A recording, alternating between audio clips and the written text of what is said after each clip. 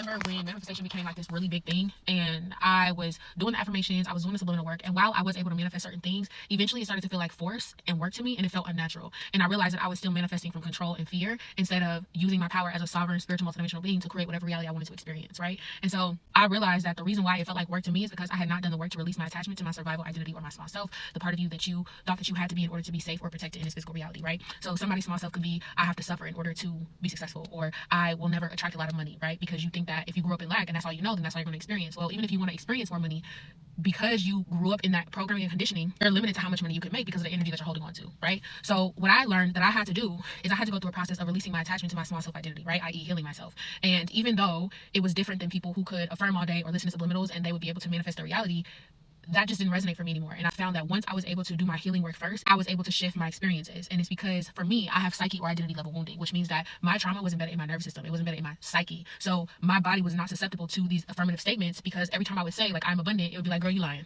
Okay. And I could feel it. My entire body was rejecting that statement. So for me, I had to heal myself first. One of the things that I do with clients, whether it's to heal your relationship with money, change your sense of self-worth, attract different partners, right? Change your relationship to, the kind of jobs that you attract, whatever it is, because really my framework is universal. It can be applied to any situation. Is I take you through a complete transformative process, right? It's something that you have to be committed to, but it works, right? The framework that I have has worked for other people. It's worked for me. So I know that if you're having trouble shifting your life, I'm confident that it can work for you as well if you're willing to commit and do the work. The truth is, you have been conditioned to think that you cannot have the absolute best, but you were created for the absolute best. You are an extension and a manifestation of the absolute best, right? That means you can have that. It would be crazy for you to think that you cannot have the best, which is what you are. You are made in the image of all that is good.